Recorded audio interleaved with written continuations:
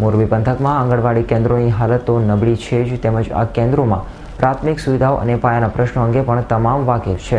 ત્યારે આંગણવાડી કેન્દ્રોમાં કામ કરનારા વર્કરો અને હેલ્પરોમાં પણ આ યોજના વિશે વિરોધનો સૂર જોવા મળી રહ્યો છે. મોરબી જિલ્લામાં આંગણવાડી વર્કર્સ અને હેલ્પરોને વિવિધ બાબતે રાજ્ય સરકાર દ્વારા અન્યાય કરવામાં આવી રહ્યો છે.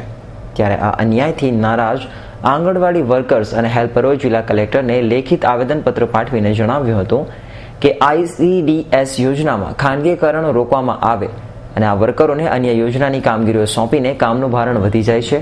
ત્યારે અન્ય યોજનાઓની કામગીરી સોંપવામાં ના આવે, અન્ય રાજ્યોની સરખામણીએ પગાર ઓછો આપવામાં આવે છે અને નિવૃત્તિ વયમર્યાદા પણ ઓછી રાખવામાં આવી છે. ત્યારે નિવૃત્તિ વયમર્યાદા અને પગાર વધારો આપવામાં આવે, તે ઉપરાંત આંગણવાડીના સમયમાં પ્રાદેશિક સ્થિતિ મુજબ ફેરફાર કરવામાં આવે, બાળકોને અપાતા ખોરાકમાં જરૂરી ફેરફાર કરવામાં આવે, હેલ્પર્સ અને વર્કરોને પ્રમોશન આપવામાં આવે, તાલુકામાં બદલી કરવામાં આવે, બિલની રકમ અને પગાર સમયસર ચૂકવવામાં આવે, યુનિફોર્મની રકમ રોકડ ચૂકવવામાં આવે, તે સહિતના વિવિધ પ્રશ્નો અન્વયે આજે મોરબીની આંગણવાડી વર્કર્સ અને હેલ્પરોએ આજે જિલ્લા કલેક્ટરને લેખિત રજૂઆત કરીને યોગ્ય પગલાં ભરવા માટે માંગ કરી છે. મારી પહેલી માંગણી છે કે ICDS યોજનાની ખાનગીકરણની વિચારણા કરે છે સરકાર, તો એ બંધ કરે.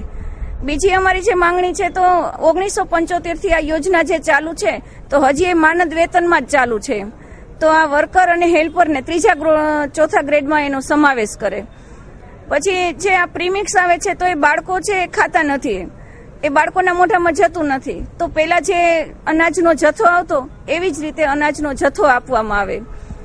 અને જ્યારે છૂટા થાય છે વર્કર હેલ્પર તો એ 58 વર્ષે છૂટા કરી દે છે, જ્યારે બીજા રાજ્યમાં 65 વર્ષ છે, જ્યારે આપણા ગુજરાત રાજ્યમાં 58 વર્ષ છે. એમ આંગણવાડી વર્કર્સ એસોસિએશને તેમના પ્રશ્નો અંગે રજૂઆત કરી છે. મોટાભાગના પ્રશ્નો રાજ્ય સરકારની નીતિ વિષયક બાબત હોય તેમની રજૂઆત સાદર કરવામાં આવશે અને ત્યાંથી જ આગળ કાર્યવાહી થઈ શકશે.